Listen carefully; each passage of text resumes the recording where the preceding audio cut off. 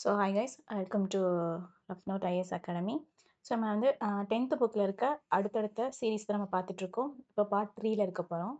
இப்போ பார்த்தீங்க அப்படின்னா, ஜாதி எதிர்ப்பு இயக்கங்கள் அப்படிங்கிறத வந்து யார் ஸ்டார்ட் பண்ணியிருப்பாங்க அப்படின்னு பார்த்தோம் அப்படின்னா, ஜோதிபா பூலே அவர்கள் தான் ஸ்டார்ட் பண்ணியிருப்பாங்க. இப்போ வந்து 1827ல் மகாராஷ்டிராவில் தான் இவங்க பிறந்திருக்காங்க. ஸோ அதுக்கப்புறம் என்ன பண்ணியிருக்காங்க அப்படின்னா, பூனேல வந்து ஒரு ஸ்கூல் ஸ்டார்ட் பண்ணுறாங்க. 1852ல் ஒடுக்கப்பட்டவருக்கான முதல் பள்ளியை வந்து இவங்க ஸ்டார்ட் பண்ணுறாங்க. அதோட சங்கம் வேற, சத்திய ஜோதக் சமாஜ் அப்படிங்கிற ஒரு சங்கம் ஸ்டார்ட் பண்றாங்க. அது என்ன பேரு அப்படின்னா, உண்மையை நாடுவோர் சங்கம் அப்படிங்கிறது அர்த்தம். ட்ரூத் சீக்கர் சொசைட்டி எனும் அமைப்பை வந்து பிராமணர் அல்லாத மக்களும் சுயமரியாதையோடும் ஒரு குறிக்கோளும் வாழணும் அப்படிங்கிறது தான் இதோட நோக்கமாக இருந்தது. அதே மாதிரி பார்த்தீங்க அப்படின்னா, பூலே வந்து குழந்தை திருமணத்தை வந்து எதிர்ச்சிருக்காரு, விதவை மறுமணத்தை வந்து ஆதரிச்சிருக்காரு. அவரோட ஒய்ஃபும் வந்து அவங்க டீச்சர், ஃபர்ஸ்ட் டீச்சர் அப்படிங்கிறது பார்த்தீங்க அப்படின்னா சாவித்திரிபா பூலே அவர்கள் தான் இருக்காங்க. ஸோ இவங்க வந்து ஒரு நூல் எழுதுறாங்க. அந்த நூல் வந்து என்ன சொல்றாங்க அப்படின்னா, அடிமைத்தனத்தை பத்தி தீவிர கருத்துக்களை வந்து ரொம்ப சுருக்கி கூறுது அப்படிங்கிறது. குலாம் கிரி அப்படிங்கிறது அந்த நூலோட பெயர். அது மட்டும் இல்லாம ஜோதிபா வந்து பெற்றோர் இல்லாத குழந்தைகளுக்கு ஒரு விடுதியும் ஒரு காப்பகத்தையுமே வந்து இவங்க உருவாக்குறாங்க அப்படிங்கிறத வந்து ரொம்ப ரொம்ப இன்சஸ்ட் பண்ணி சொல்லியிருக்காங்க. ஸோ ரொம்ப இம்பார்ட்டன்ட். 10th புக்கை பார்த்தீங்க அப்படின்னா, நமக்கு அதிகமான கொஸ்டின்ஸ் பாயிண்ட் ஆஃப் வியூ வந்து 10th புக்கில் தான் அதிகமாக வரும். மேட்ச் த ஃபாலோயிங்ஸில் ஐஎன்எம்ல கேட்பாங்க. நெக்ஸ்ட் பார்த்தீங்க அப்படின்னா, நாராயணகுரு கேரளாவிலேருந்து ஒரு ஏழை பெற்றோருக்கு தான் இவங்க மகனாக பிறக்கிறாங்க. எப்போனா 1854லேருந்து 1928. இவருக்கு என்னென்ன லாங்குவேஜஸ்லாம் தெரியுதுன்னு பார்த்தீங்க அப்படின்னா, மலையாளம், சமஸ்கிருதம், தமிழ் ஆகிய மொழிகளில் வந்து ரொம்ப அறிஞராகவும் கவிஞராகவும் திகழ்ந்திருக்காரு. நிறைய ஒடுக்கப்பட்ட மக்களுக்காக ரொம்ப பாடுபட்டிருக்காரு அப்படிங்கிறத சொல்லியிருக்காங்க. ஸோ இவர் என்ன அமைப்பை வந்து உருவாக்குறாரு பார்த்தீங்க அப்படின்னா, ஸ்ரீ நாராயண தர்ம பரிபாலன யோகம் என்னும் அமைப்பு வந்து உருவாக்கியிருக்காங்க. ஸோ இது எங்கே இருக்குன்னு பார்த்தீங்க அப்படின்னா, கேரளாவில் தான் இருக்குது. அப்புறம் அருவிபுரம் அப்படிங்கிற ஒரு ஊரில் ஒரு பெரிய கோவிலை கட்டி அதில் எல்லாருமே வந்து இருக்கணும் அப்படிங்கிறது தான் இவரோட, எல்லாருமே உள்ளே வரணும் அப்படிங்கிறது தான் இவரோட முக்கியமான கருத்து. அதுக்கப்புறம் வந்து எழுத்தாளர்கள் அப்படிங்கிறது, இவர் வந்து ரொம்ப இன்ஸ்பயராக இருந்தது வந்து குமாரன் ஆசான் மற்றும் டாக்டர் பால்பு போன்ற சிந்தனையான எழுத்தாளர்களும் இவருடைய சிந்தனைகள் தூங்கப்பட்டு இந்த அடுத்த லெவலுக்கு கொண்டு போயிருக்காங்க அப்படிங்கிறத சொல்லியிருக்காங்க. அடுத்து பார்த்தீங்க அப்படின்னா, ஐயன்காளி. ஐயன்காளி 1863ல் திருவனந்தபுரத்தில் வெங்கனூரில் வந்து பிறந்திருக்காரு. அப்போ வந்து அந்த சமஸ்தானம் அப்படிங்கிறத அப்போ ஆட்சி செஞ்சிருக்காங்க. பட் குழந்தைகளாக இருக்கும்போதே இந்த நிறைய ஜாதி பாகுபாடு அப்படிங்கிறது அங்கே இருந்திருக்கு. அதே மாதிரி கல்வி கட்டத்துக்கும் வந்து நிறைய வந்து உரிமைகள்லாம் வச்சு போராடி இருக்காங்க அப்படிங்கிறத வந்து இவர் வந்து இவரை ஃபேஸ் பண்ணியிருக்காரு. ஸோ இவர் என்ன பண்ணியிருக்காரு அப்படின்னா, ஸ்ரீ நாராயண குருவால் ஊக்கம் பெற்ற ஐயன்காளி 1907ல். ஸோ நாராயண குருவால் இன்ஸ்பயர் ஆகி வந்தவர் தான் ஐயன்காளி.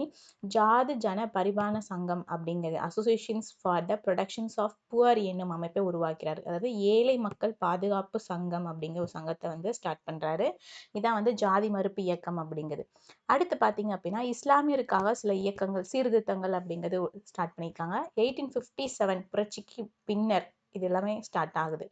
அப்போ பார்த்தீங்க அப்படின்னா, சர் சையது அகமது கான் அப்படிங்கிற ஒருத்தர் டெல்லியில் வந்து இவர் உயர்குடியில் பிறந்திருந்தாலுமே இவர் வந்து படிப்பறிமே இல்லை, இஸ்லாமியர்களுக்கு வந்து நிறைய தீங்கு விளைவிக்குது அப்படிங்கிறதுக்காக என்ன பண்ணுவார், இவர் சயின்ஸை வந்து இன்சஸ்ட் பண்ணுறாரு. அதாவது மேலை நாட்டு அறிவியலும் அரசு பணிகளும் இஸ்லாமியர்கள் வந்து ஏற்றுக்கணும் அப்படிங்கிறது ஒரு அறிவியல் கழகம் ஒன்று நிறுவறாரு. ஆங்கில நூலாக குறிப்பாக எல்லாமே வந்து அறிவியலில் இருக்க நூல்களை உருது மொழியில் வந்து இவர் வந்து டிரான்ஸ்லேட் பண்ணுறாரு.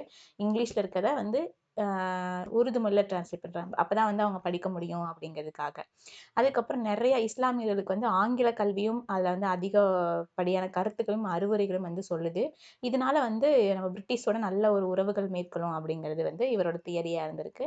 அடுத்து பாருங்க, இதில் அலிகார் இயக்கம் இவர் ஸ்டார்ட் பண்ணது வந்து அலிகார் இயக்கம் அப்படிங்கிறது 1875ல் ஸ்டார்ட் பண்ணியிருக்காரு. அலிகார் முகமது ஆங்கிலேய ஓரியண்டல் கல்லூரியை வந்து நிறுவறாரு.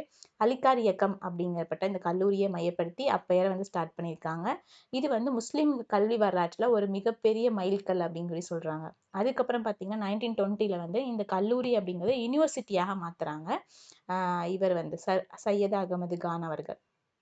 நெக்ஸ்ட் பார்த்தீங்க அப்படின்னா, தியோபந்த் இயக்கம் அப்படிங்கிறது வந்து ஒரு மீட்பு இயக்கம் அப்படிங்கிறது சொல்லியிருக்காங்க. ஸோ இதை யார் யார் ஸ்டார்ட் பண்ணாங்க அப்படின்னா, முகமது குவாசிம் நானாதேவி, ரஷீத் அகமது கங்கோத்ரி ஆகியோர் தலைமையில் 1866ல் உத்தரப்பிரதேசத்தில் சகன்பூரில் அப்படின்ற ஒரு பள்ளியை வந்து நிறுவறாரு. இந்த பாடத்திட்டம் பார்த்தீங்க அப்படின்னா எல்லாமே இங்கிலீஷ் பேஸ் பண்ணி, அதாவது ஆங்கில கல்வியை பேஸ் பண்ணி தான் வந்து இதில் கற்றுத்தரும். இஸ்லாமிய மதம் தான் இது உண்மையான கற்றுத்தரப்பட்டது அப்படிங்கிறத சொல்லியிருக்காங்க. எல்லாமே மீட்டெடுப்பு இயக்கம். ஏன்னா எல்லாருமே வந்து கன்வெர்ட் டு த கிறிஸ்டினா மாறிடுவாங்க. ஸோ எல்லாருமே மறுபடியும் அவங்களோட இதுக்கு கொண்டு வரணுன்றதுக்காக தான் இந்த இயக்கம் ஸ்டார்ட் பண்ணியிருந்திருப்பாங்க. அடுத்து பார்த்தீங்கன்னா பாட்சி சிறுத்தை இயக்கம் அப்படிங்கிறது ஸோ இடைப்பட்ட காலத்தை தான் பம்பாயில் தான் ஸ்டார்ட் பண்ணியிருக்காங்க இந்த இயக்கத்தை. 1851ல் பர்துன்ஜி நவ்ரோஜி என்போர் ரஹ்மான் மஸ்தான்சன் சபா அப்படிங்கிறது பார்சிகளின் சீர்தச என்னும் அமைப்பை வந்து ஏற்படுத்தியிருக்காரு. இது ராஸ்து கோப்தார் அப்படிங்கிறது என்னன்னா உண்மை விளம்பி என்பதை தாரக மந்தமாக இருந்திருக்கு. இது வந்து குழந்தை திருமண பழக்கத்திற்கு எதிரான சட்டத்தை இயற்றப்பட வேண்டும் என்று இந்த இயக்கம் ரொம்ப போராடி இருக்கு. ஸோ குழந்தை திருமணத்துக்கு அது சுத்தமாவே இருக்கக்கூடாது அப்படிங்கிறது.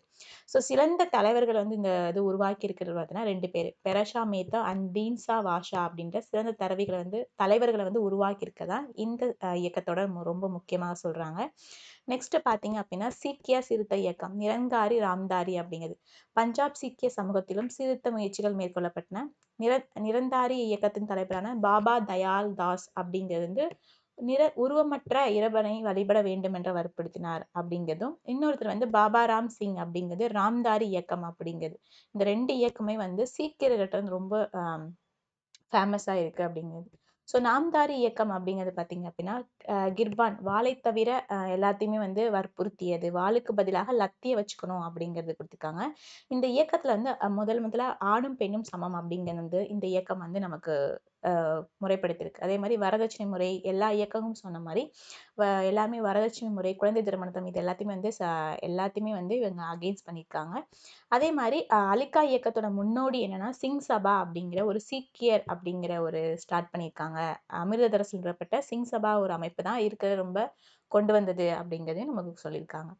அடுத்து தமிழ்நாட்டில் சமூக சீர்திருத்த இயக்கங்கள் இது ரொம்ப ரொம்ப இம்பார்ட்டன்ஸ் அப்படின்றது தமிழ்நாட்டில் ராமலிங்க சுவாமிகள் வள்ளலார் என பிரபலமாக அறியப்பட்ட இவர் தான் வந்து 1823லேருந்து 1874 சிதம்பரத்துக்கு அருகூர்ல மருதூர்ல வந்து பிறந்திருக்காரு. இவர் வந்து வடலூர் சத்தியஞான சபா இதுவும் அதுக்கப்புறம் வந்து 1865ல சமரச சன்மார்க்க சங்கம் என்னும் அமைப்பை வந்து நிறுவியிருக்காரு. அதாவது எல்லா உயிர்களையும் துயரப்படும் முறைகளை பார்த்து இவர் ரொம்ப இரக்கம் கொள்ளாதவர் கல் நெஞ்சக்காரர் அப்படின்ற ஒரு கோட்ஸ்ன்னு சொல்லியிருக்காரு. வாடிய பயிரவை கண்ட போலாம் வாடினேன் அப்படின்னு சொன்னவரும் வள்ளலார் தான். ஸோ ரொம்ப ரொம்ப இம்பார்ட்டன்ட் இது. அதுக்கப்புறம் 1866ல தென்னிந்தியாவில் ஏற்பட்ட கொடிய பஞ்சத்தை வந்து கணக்கில் கொண்டு தான் இவர் வடலூர்ல ஒரு எல்லாருமே ஒரு உணவகத்தை ஸ்டார்ட் பண்றாரு. அதுதான் இப்போ வரைக்கும் அவங்க வந்து பசியார பஞ்சம் இது வந்து இவர் இயற்றிய பாடல் அப்படின்னு பார்த்தீங்க அப்படின்னா திருவருட்பா அப்படின்ற தலைப்புல வந்து தொகுக்கப்பட்டுள்ளது. ஸோ பசி மூலியமா ஏழைகளுக்கு வந்து உணவு வழங்கணும். அது மூலியமா அவங்க வந்து நிறைய இழைப்புகளை சந்திக்கிறாங்க அப்படிங்கிறத வந்து இவர் சொல்லியிருக்காரு. ஸோ ராமலிங்க சுவாமிகள் இயற்றிய வடலூர் சத்தியஞான சபா இன்னமுமே வந்து எல்லாருக்கும் சாப்பாடு வழங்கி கொண்டிருக்கு அப்படிங்கிறத சொல்லியிருக்காங்க. நெக்ஸ்ட் பார்த்தீங்க அப்படின்னா அயோத்திதாச பண்டிதர் 1845 to 1914 தீவிர தமிழ் அறிஞரும் சித்த மருத்துவரும் பத்திரிகையாளரும் சமூக அரசியல் செயல்பாட்டரும் ஆவார். இவர் ரொம்ப ஒரு மல்டிபிள் டேலண்டட் பர்சன்.